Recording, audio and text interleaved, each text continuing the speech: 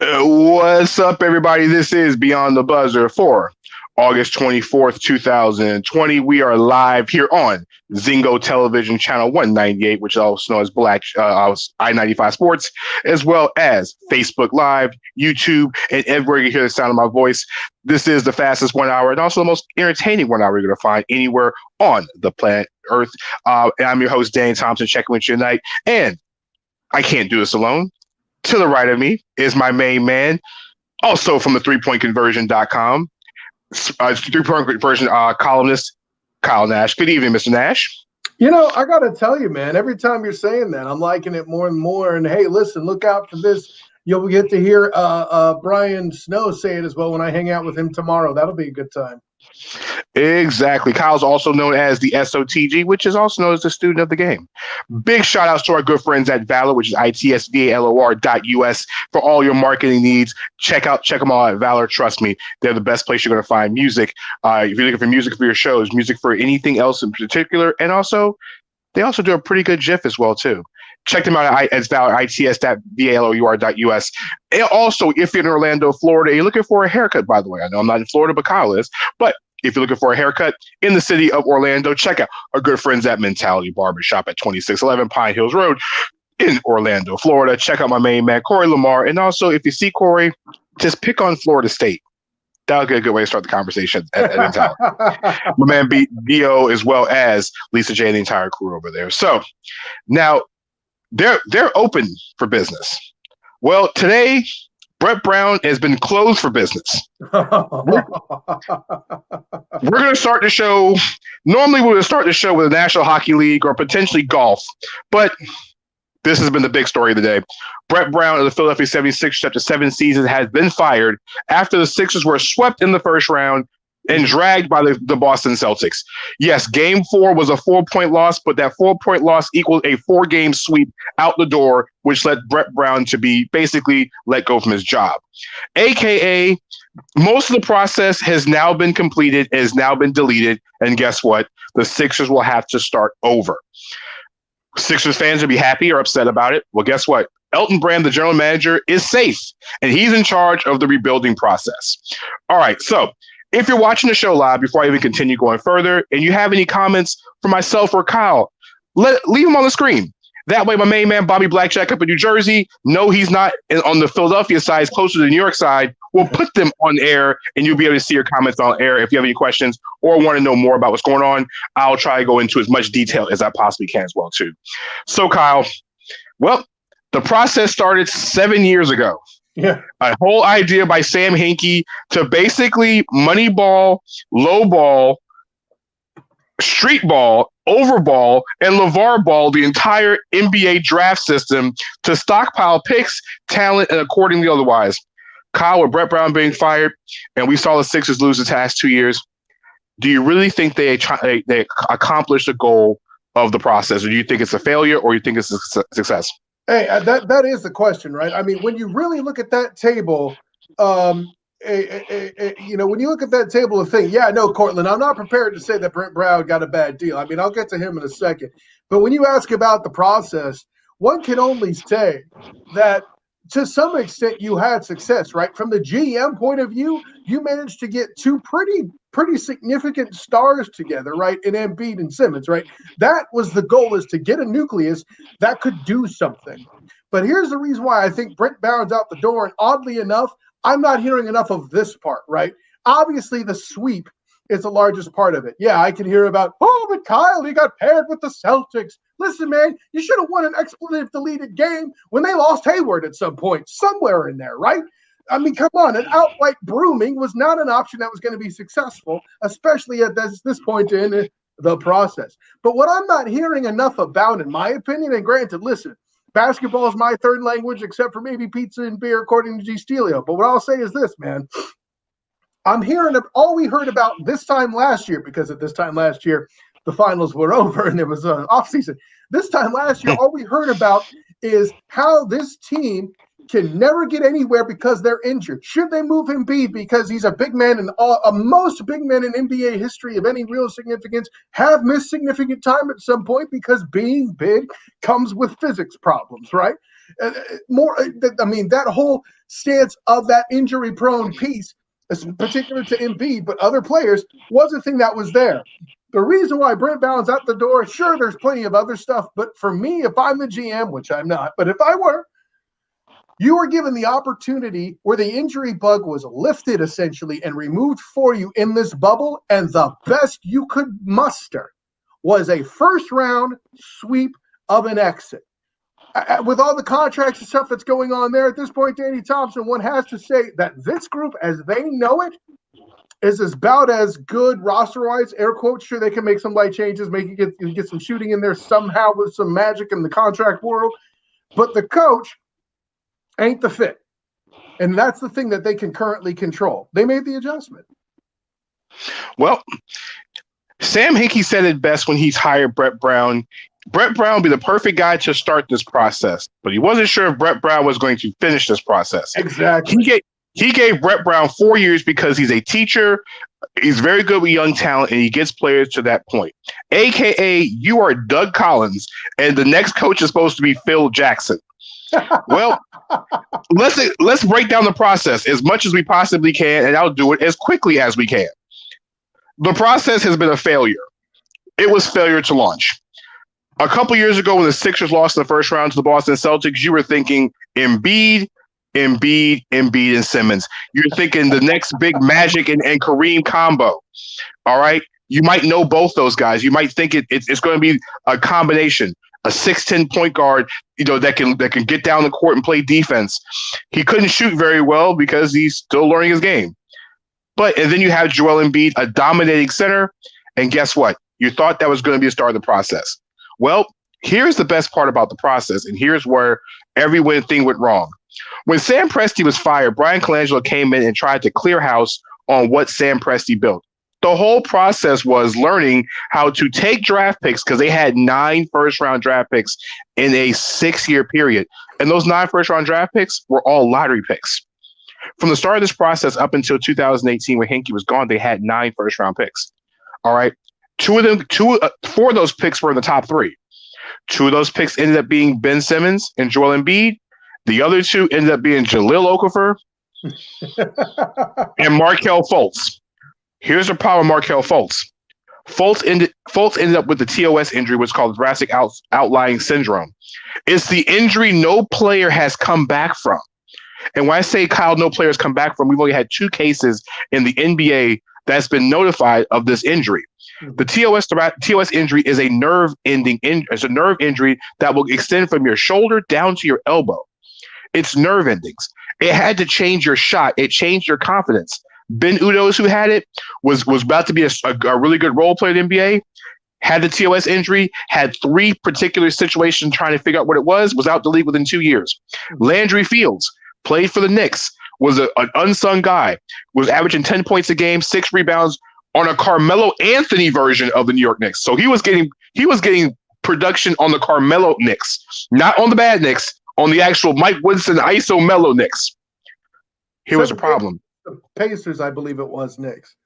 No, this was actually the losing to Miami Heat. Maury Stoudemire punching fire extinguishers. New York Knicks. Yeah. Excuse me.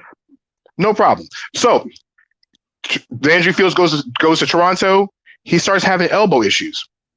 Guess what? His career was gone before the end of the season. Toronto awarded his contract because he wasn't able to play anymore. Markelle Fultz, we never saw what Markelle Fultz was, and he's in Orlando now. And I don't know if Markelle Fultz will ever be the 20-point a game scorer with the beautiful jump shot that he had at Washington. That jump shot has become ugly. It goes in occasionally, but it's not the shot that we all remember. What does this all mean? Brett Brown and Elton Brand basically kind of blown this thing up in the worst possible way. Instead of using the players they had, they traded everything they had. What do you mean they traded everything they had? They ended up trading 2 of the picks they had established first-round picks, second-round picks, and also Landry Shamet, a shooter, to go get Tobias Harris, who was a free agent in the offseason. They could have waited till the offseason got him. But you mortgaged 2 first-round picks, 2 second-round picks, and also a sharpshooter. Then they traded more assets to acquire Jimmy Butler, who was there for half a season. Butler and Brett Brown didn't get along because guess what? Josh Richardson said it in the post-game press conference that Brett Brown doesn't hold people accountable. Guess what? Jimmy Butler and Brett Brown bumped heads because guess what? Brett Brown didn't want to hold Ben Simmons accountable. You have a 6'10 point guard that's a great defensive player that does not shoot. Right. And you have a 7-footer that thinks he's a 3-point shooter. The most backwards thing in the world. Well, you fill the roster with backwardness. You let JJ Redick go down in New Orleans to end his playoff streak, where you could have just re-signed him. You spend that money, you trade for Josh Richardson, and you add another big guy, Al Horford, because your thought process, Elton Brand, was, well, Embiid's going to miss 20 games a year. We're going to need somebody to play those 20 games. Bully ball doesn't work in this generation of the NBA because guess what? This is not 1980. Or 90s, for that matter. Listen, it wouldn't have worked in any era except for the 80s, 90s, and the dinosaur era. Brett Brown's now gone. What do the Sixers do now? Well, here's what the Sixers need to do now. Brett Brown was part one. It's now time to break up the duo, Kyle. It's time to break up Ben Simmons and Joel Embiid. It's time. Listen, a couple years ago, they were best of friends. They were ready to win championships together. Now those two guys don't even talk to each other. One's got to go. The question is, who do you trade? Ben Simmons, because he can't shoot, you have to have the right offense around him. Chicago's a good option. I'm not sure about Golden State in the second overall pick. There's got to be some kind of loophole because Ben Simmons got a max deal last summer, 2 summers ago. So I'm not sure how that's going to imply with Steph Curry and Klay Thompson having max deals. I'll know more on that Thursday. I don't think that deal can happen. But what does that mean? How many other teams can take on Ben Simmons? It actually work for all teams and all parties involved. He's not going to send them to Miami. Pat Riley's not going to go for that, and neither is Eric Spoelstra. Well, that leaves you trading Joel Embiid.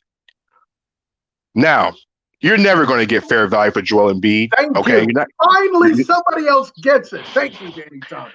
You're not going to get fair value for Ben Simmons either, but you're going to have to move one of the two. The Sixers had no bench, and we learned this in the playoffs. They had no shooting. Shake Milton is your point guard, and guess what? Shake Milton got the Harlem Shake themselves right out of the playoffs. All right. You trade Joel Embiid. Well, what do you trade him for? Well, this might not sound like a happy plan for Knicks fans or for Sixers fans. Here's the thing. The one team that you could that makes a real interesting push for this, it depends on how the Sixers could use all these pieces, is a place where Joel Embiid is pretty comfortable. What do you mean comfortable? The New York Knicks is a tremendous option for the Sixers when it comes to Joel Embiid. Why would you say that? Why would I say the New York Knicks? Why would Embiid be happy with the Knicks? Well, the team president of the New York Knicks is Leon Rose. And Kyle, I'm going to do some trivia questions here. Before Leon Rose became the president of basketball operations for the New York Knicks, do you know what Leon Rose's job was? I'm afraid I don't know. Leon Rose ran CAA. Guess who represents Joel Embiid? I'm sure you're about to tell me. CAA. Leon Rose left CAA to go run the New York Knicks. Joel Embiid is still a client of CAA. Joel Embiid will be at the New York market, and Joel Embiid will be just as revered and loved as Patrick Ewing if he goes to New York. What would the Knicks be able to give back to Philadelphia 76ers in a trade? All right, listen. The Knicks have the 8th overall pick in this year's draft. They also own the first-round pick from the Dallas Mavericks from the Kristaps Porzingis trade. You give them those 2 number ones. You also give them the Knicks' potential 2022 number 1 pick because you can't trade picks and back. You can't trade your own pick in back-to-back years. So you give 3 number 1s away. You hand over Mitchell Robinson, who's a talented center who can also block shots and protect the rim. You also hand over Kevin Knox, a guy that's going to fall out of rotation in the system. And guess what? You give him Dennis Smith Jr. You're not going to get RJ Barrett any deal in this situation, but the Knicks can also reacquire some different things. Dennis Smith Jr. could be athletic point guard. They can go next to Ben Simmons. You add Mitchell Robinson, and guess what? You have 3 first-round picks. The Sixers get out of Joel Embiid's contract. The only other smart idea the only smart idea to help the Sixers and not trade Embiid or Simmons. Now, Chicago is the other option for Ben Simmons, and I've heard that could be Thaddeus Young, the 4th overall pick in this year's draft. And then guess what? You can take a lot of things on the roster, or if you want to do a package around Zach LaVine, you can do that as well too. Here's the only trade that will work if you're going to keep Embiid and Simmons together. You somehow call the Sacramento Kings, who have Joe Dumars in charge, and you acquire Buddy Hield. You send back Al Horford's insanely bad contract because guess what? The Sacramento Kings were using Alex Len, Dwayne Dedman, Cortland Griffin that we saw in the chat, as well as I think they called Vlade Divac. They even called Mitch Richmond. They had everybody else in their mother playing center this year for the Sacramento Kings. Buddy Hield wants to be a starter, and the Kings want to re-sign Bojan Bogdanovic. It is the best of both worlds for everybody. So listen, I've given you 3 trade scenarios. Head coach wise, what do I know about head coaching wise? Their first choice is Tyronn Lue. Tyronn Lue, people might not like Tyronn Lue, but Tyronn Lue won a championship with the Cavs, and guess what? He knows how to manage egos and also get the best out of the players he has. I guarantee he gets Ben Simmons to shoot the basketball. I guarantee Tyronn Lue would do it. The Sixers want to bring in Jay Wright from Villanova. Good luck with that one. They've tried Jay Wright's name over and over again around the NBA circles for years. Jay Wright has a cushy job. He has the cushiest job at Villanova. He's won 2 national championships in the last 5 years. They're not firing him at Villanova. Like Kyle's drinking over there, it's going to take a whole lot of alcohol, beer, and Philly cheesesteaks to get him out of Villanova. Now, will the Sixers offer him $35 to $40 million over 5 years guaranteed to get him out of college? No. Money talks. Money talks, and college coaches that have come in the NBA the last couple of years, Brad Stevens, Quinn Snyder, have done well. All right, we've got that out the way. Now, we have one team that fired their head coach, and we have another team that's going fishing. And I don't mean the Charles Barkley, Shaq, NBA TNT fishing, because the Brooklyn Nets went fishing last night. In probably the most embarrassing way to get eliminated from the playoffs, the Nets got swept last night by the Toronto Raptors. And why was it embarrassing? The Toronto Raptors, Kyle, set an NBA record, an NBA record, regular season and postseason record, for allowing the most points off the bench in one game. The Toronto Raptors scored not 1 digit, not 2 digits, but they scored 3 digits worth of points off the bench last night.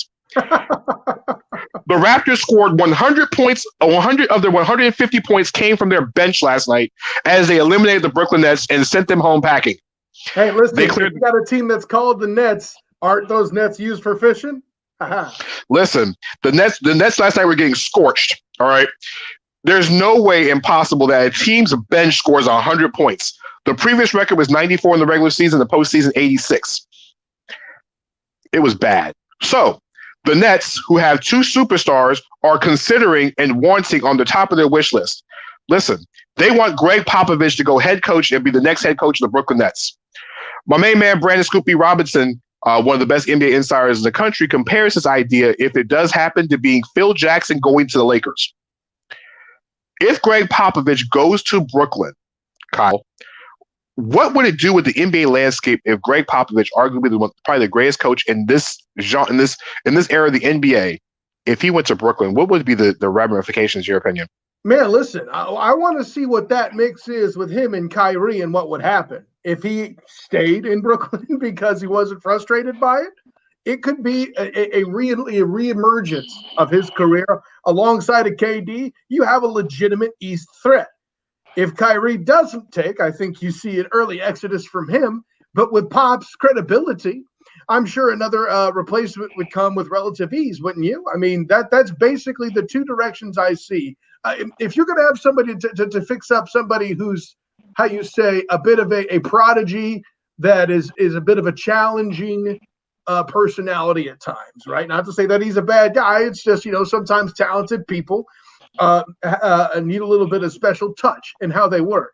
Pop has the opportunity to do that. Now, when I see DeSantis checking in, even Pop can't help the Nets. Hey, listen, let's be clear. I want to see if he could do his Larry Miller impression and bring teams from the dead to take them to places they shouldn't be. Say what you want about Allen Iverson. That Sixers team that he got to win a game in the finals against those Lakers shouldn't have even been there. Larry Brown made all that happen, in my opinion. But listen, to this day, that was the most. I'll say that was the most overhyped final series ever. When I say that, the Sixers should have never gotten to the finals that year. But I could spend a whole episode explaining why the Sixers and that team should have never got to the finals. Danny, I'm wrong. The Nets have 1 superstar. Okay, so here's how this works. The 1 superstar, it's not a basket case. Why will it mix with Pac? Because guess what?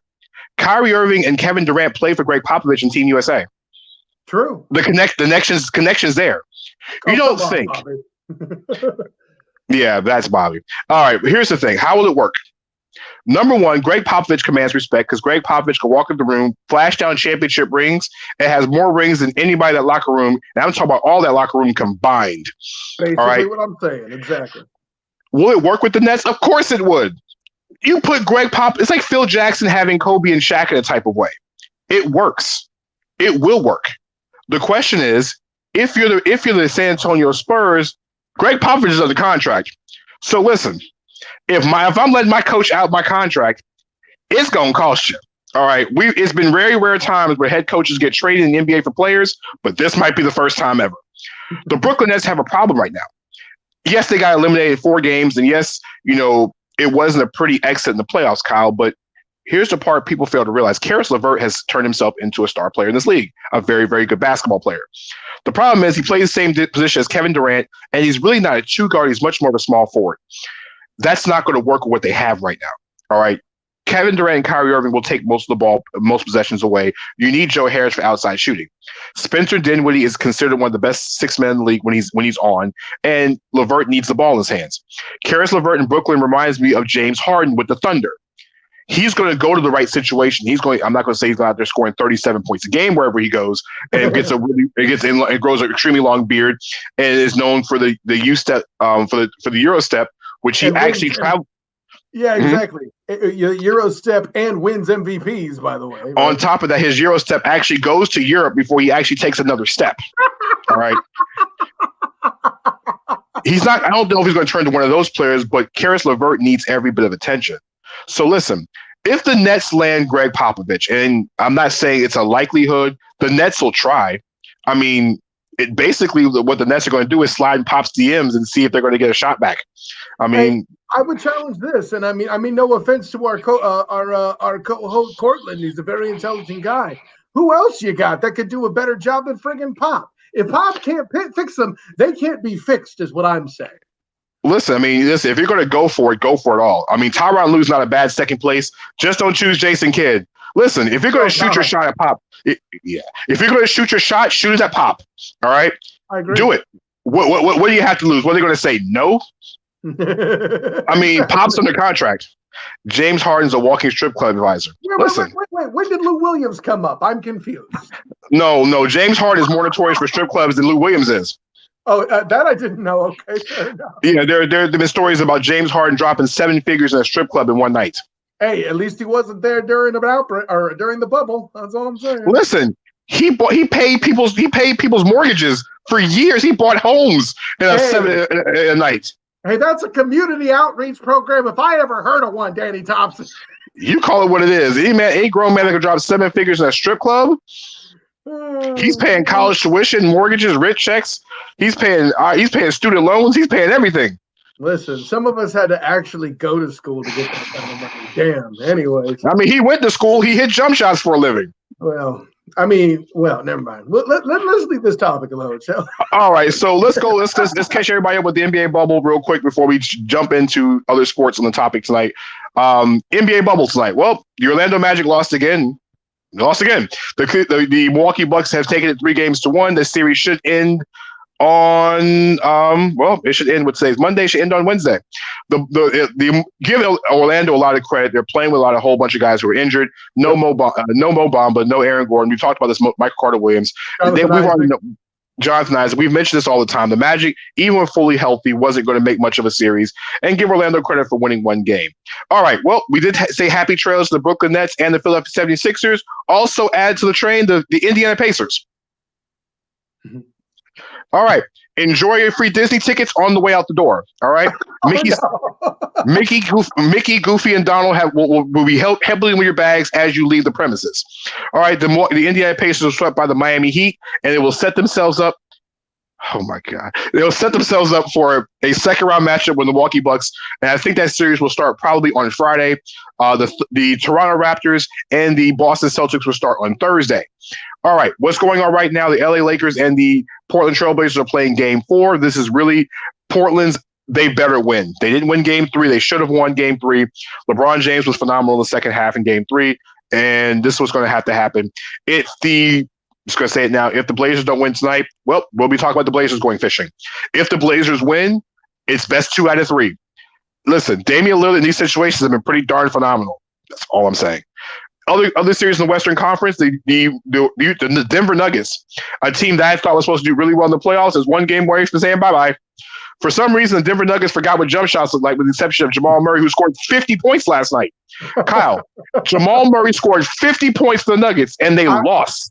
Listen, well, hey, did not we have a situation where you had a 50-point scorer on the other side and they still lost? Listen, I said it with Chris Bertle this time last week. This is a closer series than we think. And you know what, Kyle? You just mentioned a great point, because another guy in the series scored 50 in game one, and they lost. He scored 51 last night in the same. He scored 51 last night, and they won. Donovan Mitchell becomes the first player since Michael Jordan to score 2 50-point games in the same first-round playoff series. Shouts to Donovan Mitchell. Yeah, exactly, man. I'm glad to see that. I'm glad to see that in at least one of them that he won a damn game. Am I right? But listen, for those who didn't think that this series would be a battle, I'm sorry. Well, the Utah Jazz are up 3-1 and can put the Nuggets away tomorrow. Mm-hmm. And the other series in the Western Conference, the Oklahoma City Thunder today tied the series with the Houston Rockets. Home court advantage means something in this series, Kyle. The home teams won every game in the series. Chris Paul, 25.6 rebounds, 6 assists. The Thunder went at home over the Houston Rockets and tied the series at 2-2. Guess what? Now the series tied at 2. Let's see if Russell Westbrook steps on the court on Wednesday for game 5. Westbrook hasn't played all series long.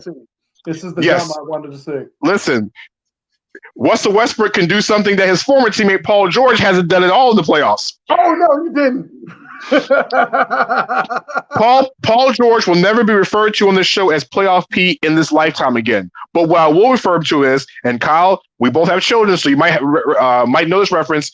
He is now known to our good friend as Paul the Platypus. All right. For those who don't know what I'm talking about, Agent P from Phineas and Ferb is a platypus that pretty much goes dead when people see him alive, but Phineas and Ferb think he's active. Clippers fans think he's active. His teammates think he's active. But when the whole country's watching him, he turned into a brick. And he's bricked a whole bunch in this series. I mean, can we not make this clear? Is Paul George not the single biggest reason the Clips are struggling in this situation? Am I wrong here? Like, we can talk about Patrick Beverley and all that. That's cute. Okay, but at the end of the day, if he shows up, like, Luka's great, don't get it twisted, but if he shows up, Porzingis is missing a lot, and possibly again as he's a game-time decision coming up. Why are we talking about anything else other than Paul George here? Hey, guess what? Because Luka Doncic turned into NBA 2K rookie my player mode. Pandemic P. Good one, this one. Rodney might be the best thing you said all day. Because Luka Doncic turned into a my player from NBA 2K. No, hey, give Luka his credit. I don't mean to take that away. Don't get it twisted. Hey, listen, who those who play NBA 2K my player understand what I'm talking about. My player is that when you're playing as yourself and you're trying to get as many stats as possible. Luka Doncic did that yesterday. Oh no. 42 points. He got an A+ rating for his performance yesterday. Listen, right. You can talk about me slamming Paul George, but Bobby, if you could put it back up, Cortland hit him with more fire than I did on that one. I got to tell you, like, he's coming. Hey, listen, here's the problem. Go back. See, he got the name Playoff P from the days of Indiana. He is riding that Indiana train the same way Allen Iverson fans ride that one MVP season. I will not continue. No. Do it Mandalorian style. I have spoken. Nope. I'm going to go Jason Garrett on this one. All right. Paul George claims that fame the same way Allen Iverson fans claims that MVP season as part of his greatness. Allen Iverson is great, but he's not an all-time great, ladies and gentlemen. And I would love for somebody to come debate me on that one. All right. Other games. Fine with me. The Dallas Mavericks and the LA Clippers will play Game 5 tomorrow. The good news is for the Dallas Mavericks is they don't have to rush back Kristaps Porzingis. No. If he's having knee issues, you can sit him because there's a Game 6 already happening. Now the Clippers are in defense mode right now. Kawhi Leonard and Lou Williams, Lou Pepper Williams can't do it by himself. It is what it is. Lou Williams had 38 points. He must have had some Magic City wings yesterday because he was hitting everything. All right. Paul George, Kawhi Leonard did his thing, but Paul George, I guess Paul George's jump shot was still left in before COVID. He hasn't done much of anything. Slick, Danny Thompson, and don't come off your fingers so good. And he's the first one to say, if my shot was going this series, be different. Really, you don't say. All right. Way, other news, Paul George said, yeah, what he said. in other news, water is wet. Right. And speaking of other news, before when we come back here on Beyond the Buzz, we're going to talk NFL. We're going to take a break because guess what? We got to give shout out to our good friends of the Tigers. We're right back in about 45 seconds to a minute here on Beyond the Buzzer on I-95 TV and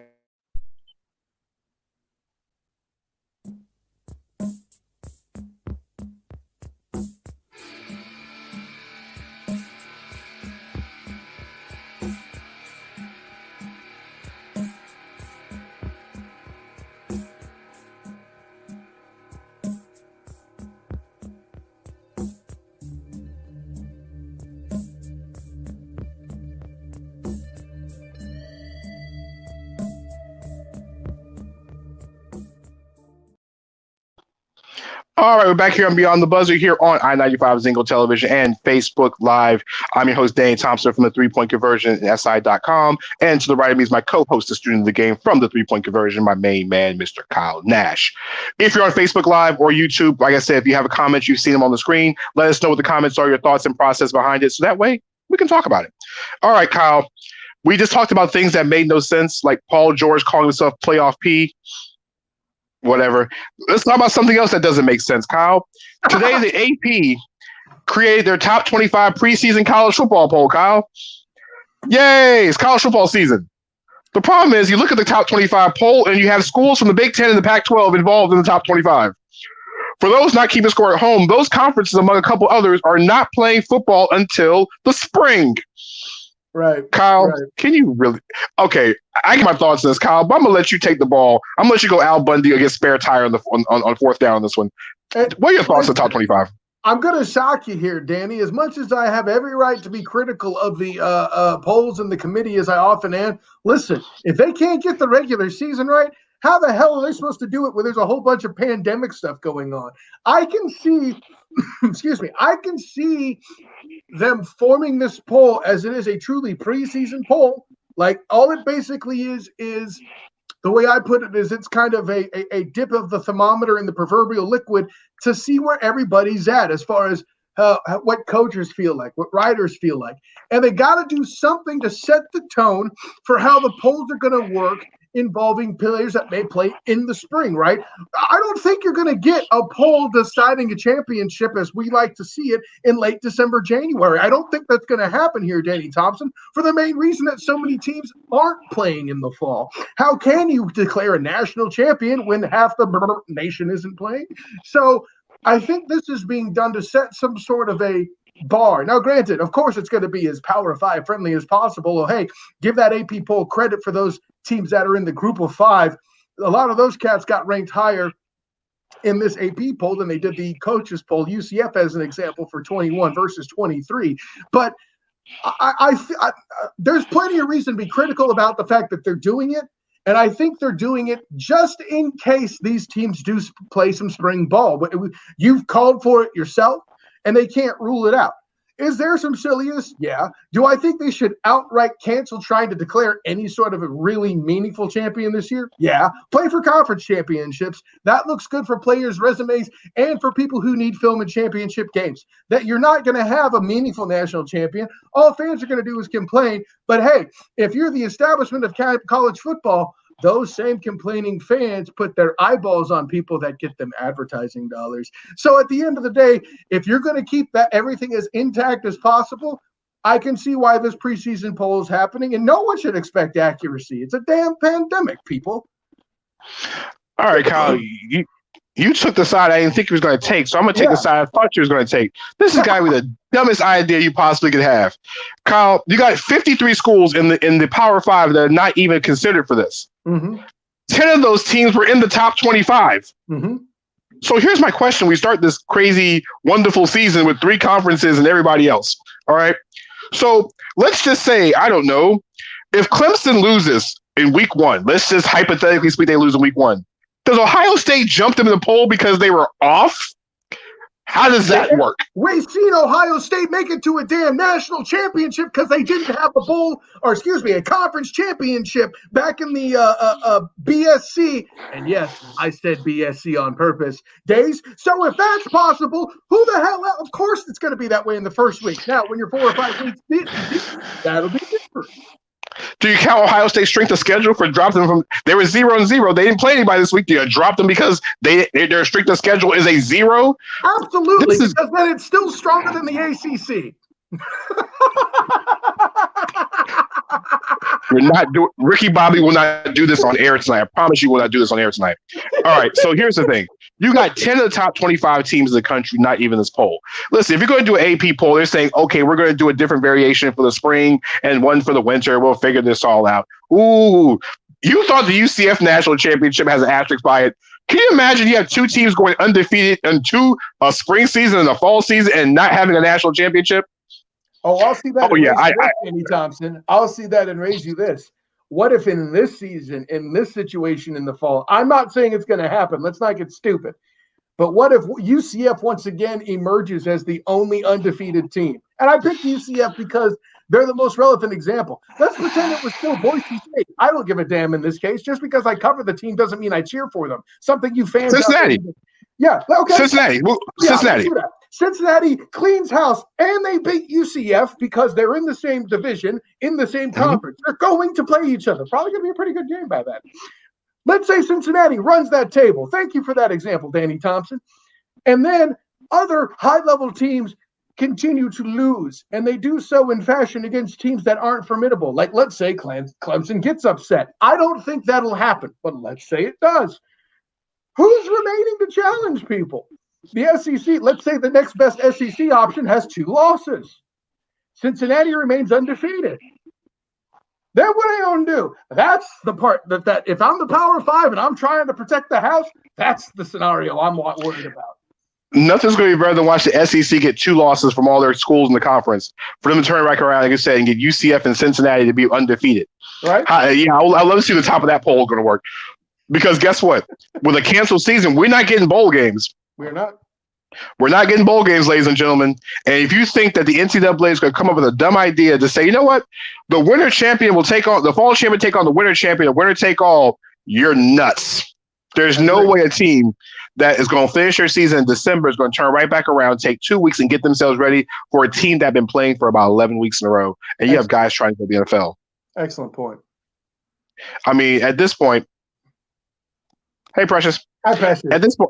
At this point, you know, you really North Carolina national champ. Listen, hey, in this year, listen, don't sleep on the Tar Heels this year, all right? I mean, they were too scared to play UCF, but yeah, don't sleep on them. It wasn't no. What? Don't you do that, Ricky Bobby? Georgia Tech went first on the schedule, so Georgia Tech got the UCF game. All right. No, that's ridiculous, actually. But okay. Listen. I don't make these schedules, okay? Oh, North Carolina. There it goes. I don't make the schedule. See, that's how I know I beat you, Danny Thompson, is when that argument gets used. What do you want me to say? What do you want me to say? I can't say North Carolina avoided the game because, listen, it was scheduling conflicts. All I'm saying is this. North Carolina has a Heisman Trophy quarterback. Here's another question. How are you going to pick a Heisman? That's a great point, Danny Thompson. Like, who's the Maxwell? Who's the most – how does that work? Are we going to have 2 Heismans? That's one way to do it. Let me tell you why I'm okay if they rule out doing the Heisman for the spring season. I mean, these cats that are out there playing for themselves are doing it under a lot more risk, for better or worse, whether it should be or not. I don't think they should be playing. I'll come right out and say it. If it were me, I think the entire college football season, if you have to have it, should be postponed. Excuse me. But I will say this. If these guys get postseason's awards while the spring doesn't, I doubt it'll happen that way. But they deserve a bit of the credit since they are taking all this risk. I mean, doesn't that deserve a little bit of respect? No, that's called your university wants more money than anything else. That's not a risk. Listen, it's more of a risk. No, it's a risk. You the players could win the awards, is what I'm saying, Danny Thompson. Yeah, but you can't fault them. You can't. Who says all those guys wanted to play? We hear players names of players. Point. Yeah, but you got guys who don't want to play. That's what I'm saying. You have universities. But here's the thing. you cannot blame the schools that wanted their kids to be safe and to think of an actual logical idea about playing college football and keeping safety at the same time for the universities who think, you know what, that is all important to play football. That's the wrong way to look at it. I'm not looking at it as penalizing them. I'm looking at it as giving hazard pay to the kids that did. You know, listen, they're doing us as fans and you and I as covering sport a huge favor that they don't have to do for us. The point you made, I dare say. So, see, I don't agree with that, Kyle, because here's the thing. Like, these kids, I know they're getting hazard pay, but here's the problem. These kids aren't getting hazard pay. No, these kids aren't getting paid at all. You could get is the postseason awards. Don't twist my words here, Danny Thompson. You know I know that. Okay, it's the least they can offer, is what I'm saying. No, they could offer a little bit more. How about giving them a stipend? How about that one? Well, I mean, listen, that's an hour conversation in itself, and I know for a fact you won't like my answer there. Exactly. Speaking of don't liking answers, Earl Thomas we'll switch to the NFL. Speaking of don't liking answers, in the NFL this week, Earl Thomas of the formerly of the Baltimore Ravens, was let go because he got into a fight in practice because he blew a coverage and his teammate called him out on it. Earl Thomas' situation was so bad, they had a Baltimore Raven Survivor Tribunal Council to vote him off the island. Did he have to put out the torch and everything? Like, did they call in Ozzie Newsome out of retirement to be like Jeff Probst? Is that it? They asked the veteran leaders of the team what are their thoughts on Earl Thomas being on the roster. They said they took the side of the player that Earl Thomas got into a fight with in practice and was like, yo, this dude's got to go. Earl Thomas already had one incident where it had involving a woman, his brother, and his wife, and a couple other foolishness at an Airbnb. He already went through that this summer and ended up with domestic charges, and now you got this. But guess what? Earl Thomas will probably have a job in the next week or two, because Kyle, who do you think will come calling for Earl Thomas? Kyle, where do you think Earl Thomas is going to end up? Because I think you already know where I'm going with this. Oh, sure. And you've set the table. Listen, man, you're scheming yourself into being an actual member of the media one day. Maybe somebody like, I don't know, SI will pick you up one day or something. But what I'm trying to say is this. The way you're framing the story is something that a media man would do, brother. You're talking about domestic violence charges and stuff. You're already telling me you think they're going to go to Dallas. I ain't stupid. Listen, Dallas tried their best to get Jamal Adams. They tried everything. They just didn't want to give up the draft picks to get him. Now, Earl Thomas is a cheaper option. He's his early 30s. He's not going to cost you as much as Jamal Adams, but when he's actually on the field, with the exception of him missing tackles here and there, forgetting how to tackle sometimes, he can be Jamal Adams. And you're going to get him for a salary cap number that, guess what, is not as bad as what you're thinking or make it out to be. Dallas needs all the help they can get. But the thing is, even with Earl Thomas, Kyle, does that make them better than 10-6? Well, I mean, here's the thing. Like, we've talked about how their defense has improved. And they're at a point now where if the defense gets much better, you're at a diminishing return, right? At the end of the day, you really got to see what Dak Prescott and company is really going to do on offense to answer that question, don't you? Do they get to 10-6 in that division? I'm going to say maybe, but I'm not prepared to say it's going to happen. No. See, the thing with the Dallas Cowboys, what Earl Thomas does is Earl Thomas solidifies a position, the safety position that is important in a division that you have really good running backs. All right, you got Saquon Barkley in New York. You have Adrian. And listen, people can pick on Adrian Peterson all they want to. Adrian Peterson I think he had 1,000 yards last year. Yeah. The ageless Adrian Peterson, and I think no matter what he went through, first ballot Hall of Fame Adrian Peterson as well too. All right, you got Adrian Peterson division, and don't forget. Is good. People forget how good Miles Sanders was for the Philadelphia Eagles last year, where he actually got enough touches. I think that Doug Peterson and that team will give him the ball more. So guess what? You need as many people who can tackle as possible. Earl Thomas is pretty good at what he does. Listen, I think you're cutting that short too. When you have a quarterback as mobile as you have there in Philadelphia with Carson Wentz, right? A safety's ability to adjust for whether he's running or not, to handle, to move around and sway with broken coverage. You need it. Listen, a guy of that ability, that you, at the safety position, which is tough enough to find in the NFL nowadays. While we're at it, can we be clear? You got to love it, man, from that perspective. I think all at the same time, you mentioned mobile quarterbacks besides Carson Wentz. You also got to look at the fact that Daniel Jones can get out of the pocket. Daniel Jones can move. He's not Eli Manning. All right. He's not Jeff Hostetler fast, but he ain't Eli Manning either. All right. And you also got Dwayne Haskins in Washington. You got Dwayne Haskins in Washington as well, too, because his offensive line's going to be so bad. Dwayne Haskins is going to be running an improved 40 time this year. Well, heck, if Alex Smith is a fraction of what we're thinking, I don't think he'll be back either. But if that happens, all the more the same thing, right? Exactly. All the more the same thing. Also, other news around the NFL. Guess what? Training camp's going on. We have, like I said, Earl Thomas going on there. Kyle, here's a question. Madden 21 was released this week, and Kyle, I'm not sure if you're much of a video game guy, but I had a chance to play it as well too. You're an old school guy. They have a mode on there called The Yard that reminds you a lot of NFL Street. NFL Street was a gimmick that got me angry and got me angry fast. So, hey, listen, they Kyle was so bad. Like I was playing a game, and they had my creative player on the same team as it's 6-on-6. So you're playing both sides. You're playing offense and defense. So I have my creative guy who was like all maxed out 99s, whatever, in all positions. And on my team, I had Darren Waller and Josh Jacobs of the Oakland Raiders and proceeded to get smashed. I got smashed because Josh Jacobs kept getting run over and Darren Waller couldn't catch a single pass. Typical Raiders, they'll be 4-12 anyway. All right. I'm just saying, when all they have to do is keep hitting the L and R button to lateral until they get an open lane, that's a broken ass game, and I'll leave it at that. All right. So speaking of things that are broken and things that are not broken, let's go to our favorite segment of the show. It's time for Mount Rushmore. Ain't nothing broken about Mount Rushmore, baby. Woo! Exactly. Unlike Paul George's defense in the fourth quarter, Mount Rushmore always comes through in the clutch. Oh, no. Are you saying I'm more clutch than Paul George, Danny Thompson? No, Mount Rushmore is more clutch than all of them. So, and no, Mount Rushmore's topic is not frozen foods because that was last week's topic. So for those who've never seen Mount Rushmore or never heard of Mount Rushmore, Kyle and I will go through and what we call Mount Rushmore. I'll pick a topic. We'll go over our top 4 in that category. And basically the best part about Mount Rushmore is Kyle has no idea or no clue what the topic is until I tell him the topic. I have no idea. Yes, exactly. So, Kyle. All right, so Kyle. He's putting his hands together. You can see Danny. He's heating up. Okay, here we go.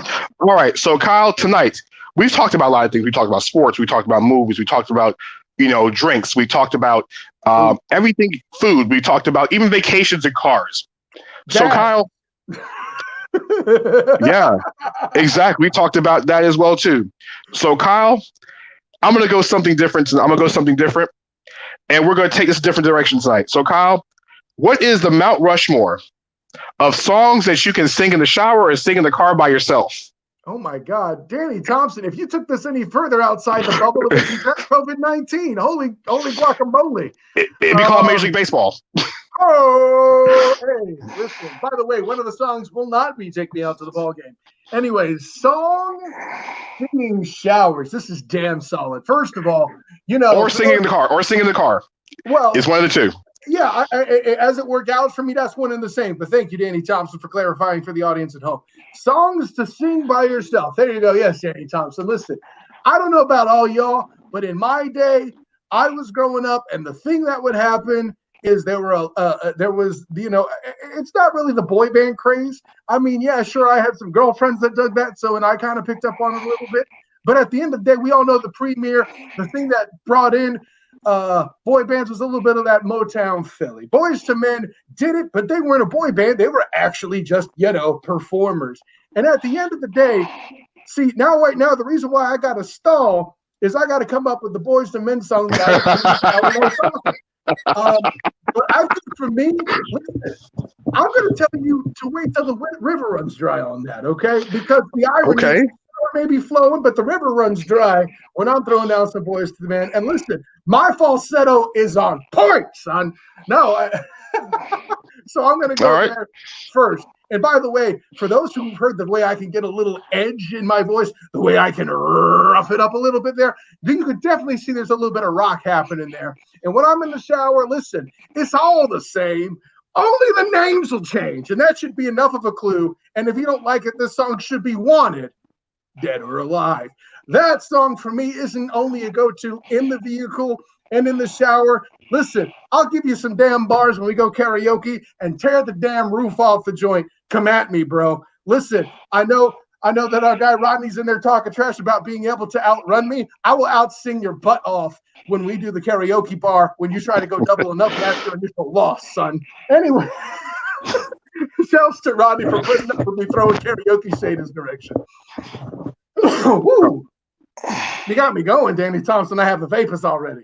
Other songs that I feel the groove to in the shower. This is the latest thing. Like I don't sing "You're Welcome" by Dwayne "The Rock" Johnson in the shower. I had to learn that because I had dressed up as Maui as Halloween a few years back. Okay, listen, I had a wig and everything. It was great, and kid, honestly, I could go on and on. I could explain every natural phenomenon. All right, that's all I'm trying to tell you. But the song that lately's hit my brain and I can't get it out of my head. It isn't the one from the movie directly. It's actually an example of a Disney remake of a song that's done well lately. And of course, I refer to "Into the Unknown" by Panic at the Disco. Listen, I don't know what it is. That's more of that hot falsetto doing things like all that stuff. I don't know why. It's there. I can't get it out. Help me if you can. I thank you. But the last of the four, man. There's so many directions to go here, Danny Thompson. I know. That's why I love it. Whew. Like, I mean, you got a little from every genre for me so far. And I'm rattling through. And, man, if there's a particular I go to, wow. See, that's the thing, man. I'm outside the bubble. I'm like, I should be getting chicken wings at a damn. That's how far the bubble I am right now. Here we go. No. Man. I'm gonna go. Listen, for mommies and daddies had a few songs that they sang, and they were just fun. And I'm gonna leave it here. I'm gonna go George Michael, Faith. That's right. I said it. Judge me all you want, Danny Thompson, but I got to have faith in this Mount Rushmore. All right. Bobby, you on the mic tonight, sir? I know you're back there. I know Bobby's in the back of the I-95 studios. Bobby, are you there, sir? It's funny. This is the week, Kyle, that Bobby will go missing. I know he will. I don't blame him. Listen, you want to follow this on the stage? I don't think so. All right. All right, so four songs. My Mount Rushmore songs I can sing either by myself or in the car or in the shower. All right, number one. Listen, it's not number one on my list, but it's a song that when I hear it, I always cut the radio up, and I just have to go. For me, it's "Happy" by Pharrell. Yo, listen, that's okay. Listen, "Happy" is the song. You get in the shower, you're feeling it, you're singing it, you're damn happy. It's really damn simple. It's the most simplest song you're gonna find. I'll give Speaking that of shower, 100%. Speaking of shower songs, this song is the ultimate shower song because guess what? It is about showering. It's about being so fresh and so clean. So Outkast, "So Fresh and So Clean" is on my list. All right. Yes, you literally. You trust me. You can sing that song repeatedly and be in the shower for 25 minutes just singing the song by itself. Okay. If you don't know the lyrics, at least you know the chorus. All right. It's pretty darn simple. All right. Listen. So you got one song, you got two songs. So I'm gonna go a little bit on the other side of the world. I know that. Listen, it is what it is sometimes, and we all have songs that we consider guilty pleasures. And so, listen. All right. Now I'm gonna tell you now. My voice is something of a my voice is amazing. Okay, just because I don't sing on air. For those who have heard me sing, y'all know how it is. All right.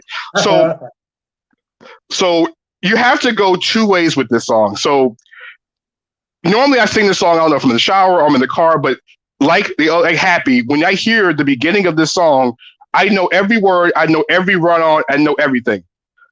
Jodeci's "Forever My Lady" will always be played everywhere I go. All right. hearing Casey and JoJo go, ooh yeah, it kills everything. Okay, all right. If I hear "Forever My Lady," it's like it's go time at that point. It is what it is. I mean, you hit the high notes, man, listen, you grab everything, you grab the shop, the steering wheel, and you go into it, and people looking at you on the side of the road like you're damn crazy. Hey, I feel you on that. I get that from "Without You" by Usher, but I digress. I feel you on that one. I mean, listen, all right, and then listen, if you're talking about a song that's going to hit you in the soul, it hits you in the area. Listen, Mary J. Blige's "I'm Going Down."